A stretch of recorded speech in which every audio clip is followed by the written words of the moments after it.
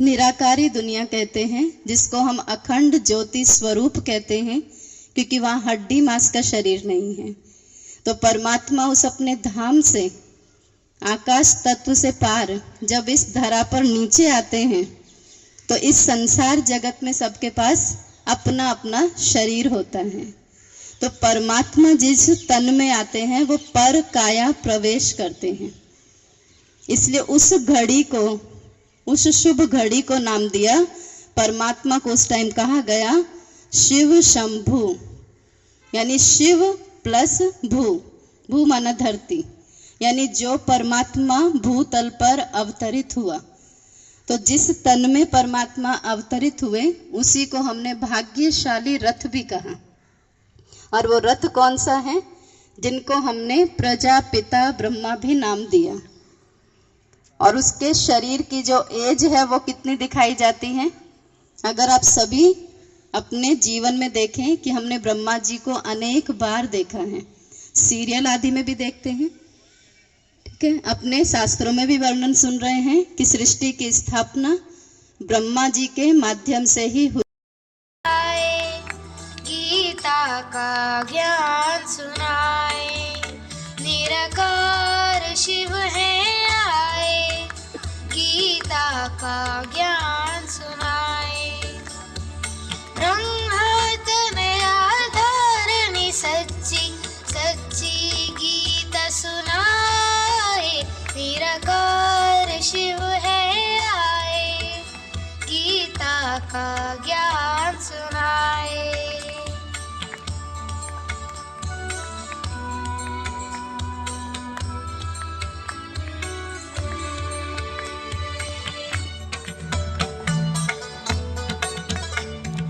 भ्रष्टाचार दुराचार मिटाने आए हैं शिव भारत में, भाग्य विधाता स्वयं पधारे साधारण तन ब्रह्मा में। ब्रह्मा मुख से शिव की वाणी जो गीता कहलाए, निराकार शिव है आए, गीता का ज्ञान सुनाए।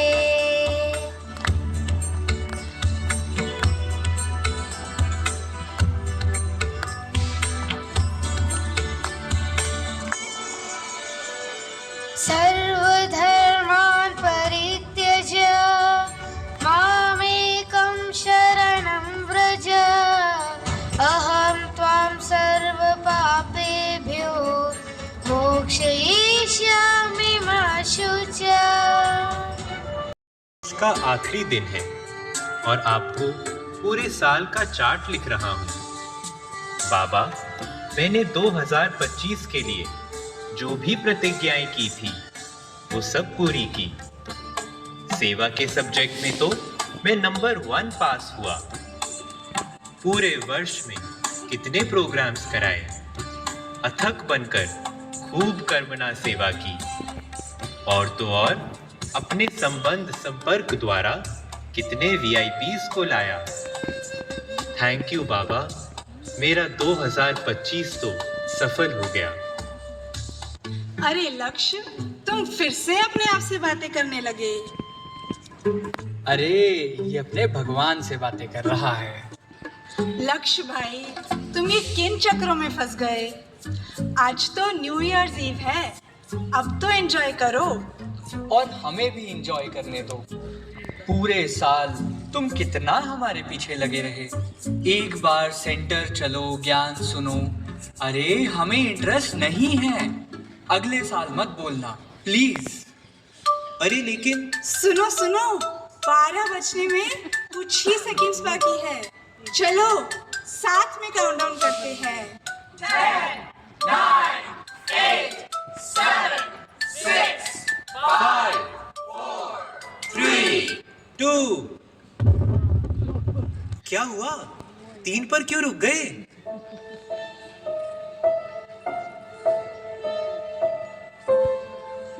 क्या हो गया भाई? स्टैचू क्यों हो गए? चलो चलो, एक्टिंग मत करो। देखो 12 बज गए। ये घड़ी क्यों नहीं चल रही है? ओह माय गॉड, वो पंछी उड़ते उड़ते हवा में कैसे ठहर गया? ये सब क्या हो रहा है? कोई है जो मुझे सुन सकता है? यहाँ पर सब रुक क्यों गए हैं?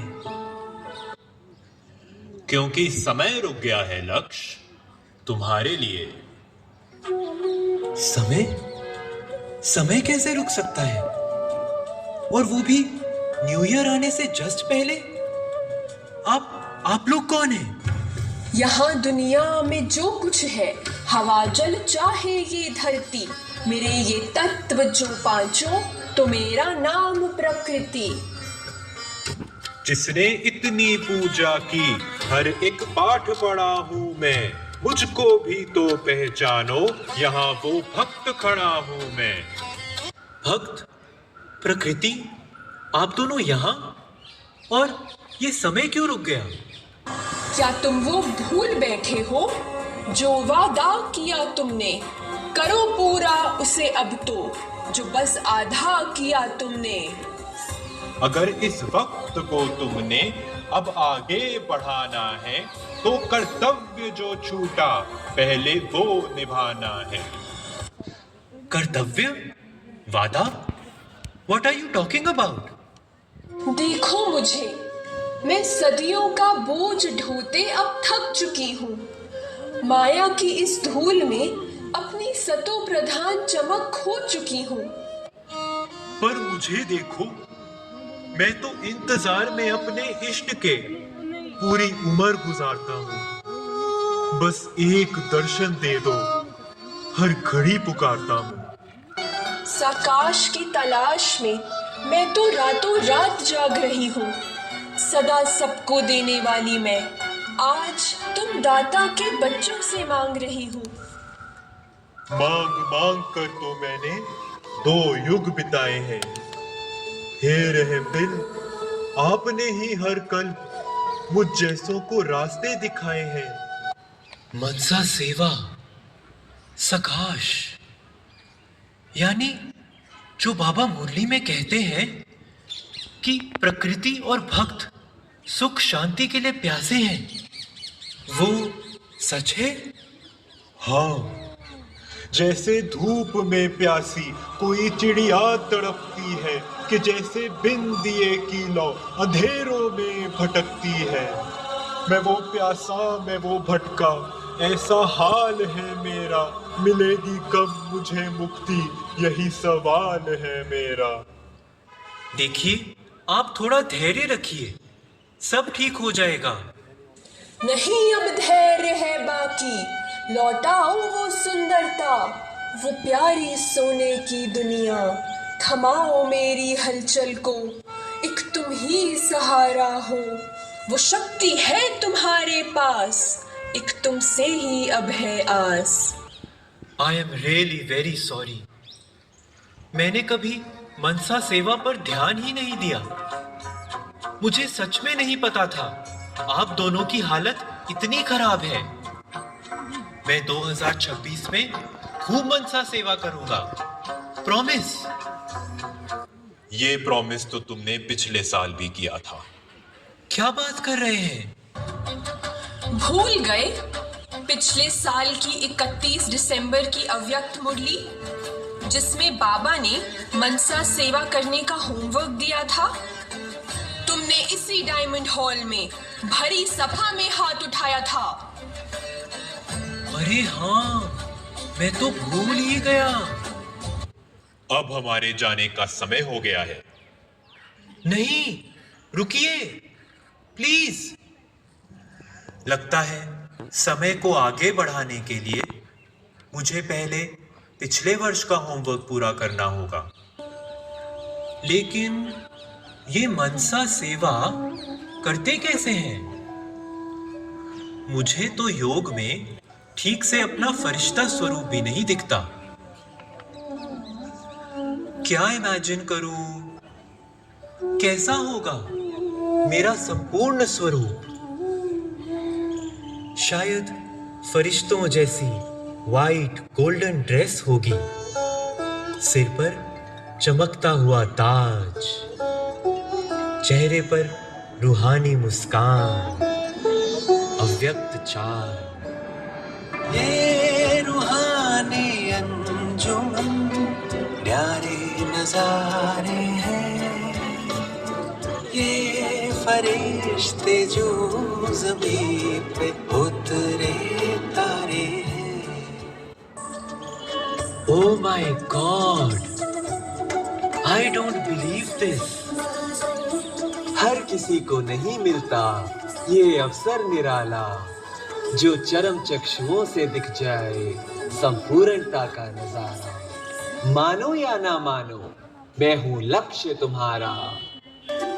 मेरा संपूर्ण स्वरूप कितना अलौकिक, मन भावन है। हे फरिश्ते, आप ही मुझे रास्ता दिखाएं। भक्तों की मनसा सेवा करने के लिए मुझे क्या करना होगा? मेरे मेरे की हद से परे विश्व कल्याण की वृत्ति अपनाओ। भक्तों की शुभ आशाएं तभी तुम पूरी कर पाओ। परोपकार और रहम की भावना से आशा की किरण जगाओ। एक पल की कृपा वो तरस रहे। हे पूर्वज, उन दुखियों पर अब नजर दौड़ाओ। प्रभु मिलन की प्यास बुझाओ, उन पर तुम वरदान लुटाओ। विश्व कल्याण की वृत्ति, रहम का भाव। और प्रकृति का क्या? अपने संकल्पों से क्या हम प्रकृति का भी परिवर्तन कर सकते हैं? प्रिय लक्ष्य, तुम्हारे विचार ही तो बनाते हैं विश्व का वातावरण। निरंतर शुभ भावना का है इतना महत्व, जो शुद्ध हो जाए प्रकृति का हर एक तत्व। निरंतर शुभ भावना।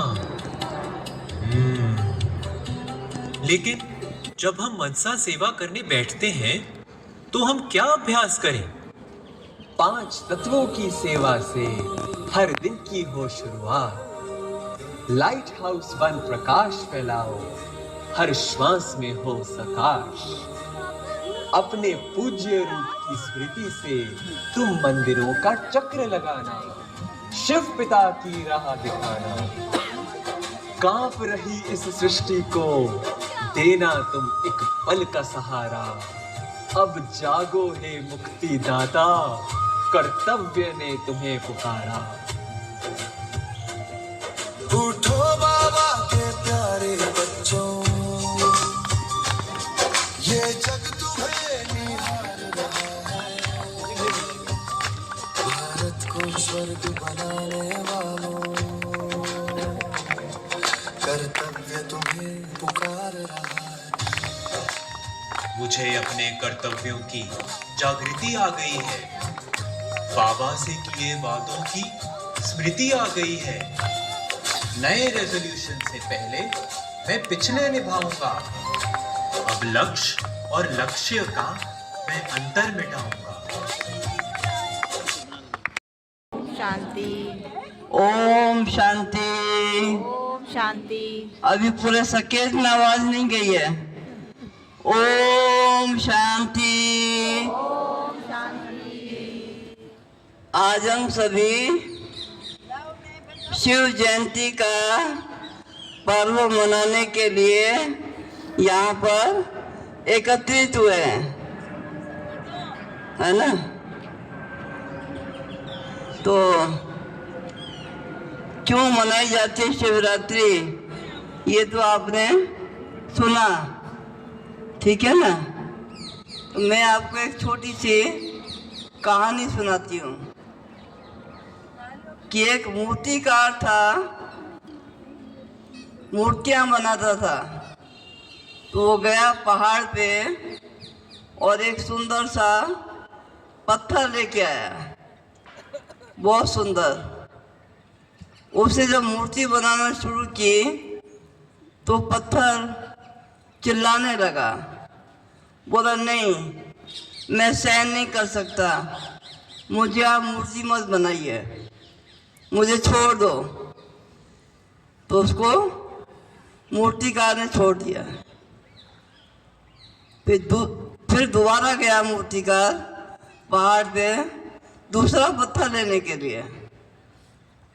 तो जो देख के आया पत्थर को और बहुत सुंदर मूर्ति बनाई, और मूर्ति जो है छेनी हथौड़े सब सहन करती रही और एक सुंदर मूर्ति बन गई।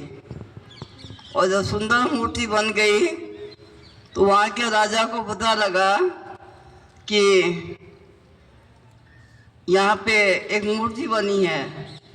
तो ऑर्डर किया राजा ने, इसको राजमहल के मंदिर में स्थापित किया जाएगा। तो रथ आए, बैंड बाजे आए और उस मूर्ति को ले गए। तो राजा ने कहा साथ में जो पत्थर पड़ा है ना मूर्ति के, इसको भी ले चलो। बोले इसको क्यों, इसकी क्या जरूरत है, तो टूटा हुआ पत्थर है। बोला नहीं, ये जब मूर्ति स्थापित होगी ना वहाँ नारियल तोड़े जाएंगे तो उस काम आएगा। तो पत्थर को भी ले गए। मूर्ति स्थापित हो गई। मूर्ति की तो बहुत पूजा होने लगी, मार ठार चढ़ने लगे।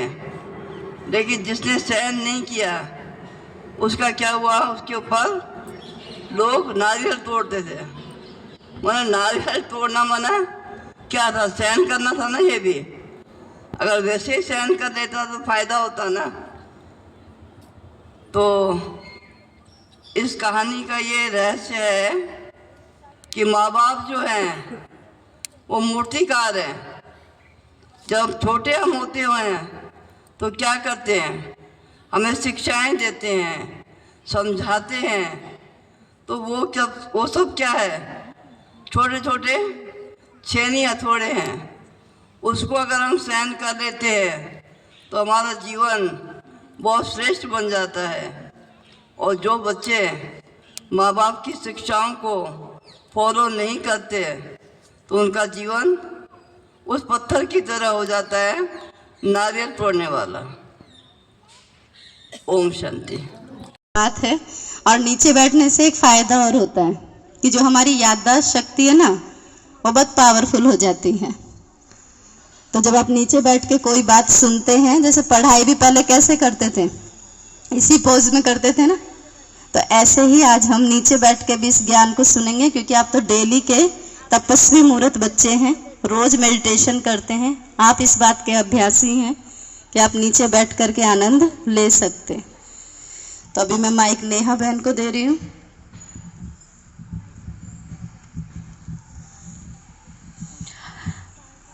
हमारे बीच मौजूद हैं सच्चे भक्त हैं भगवान शिव के।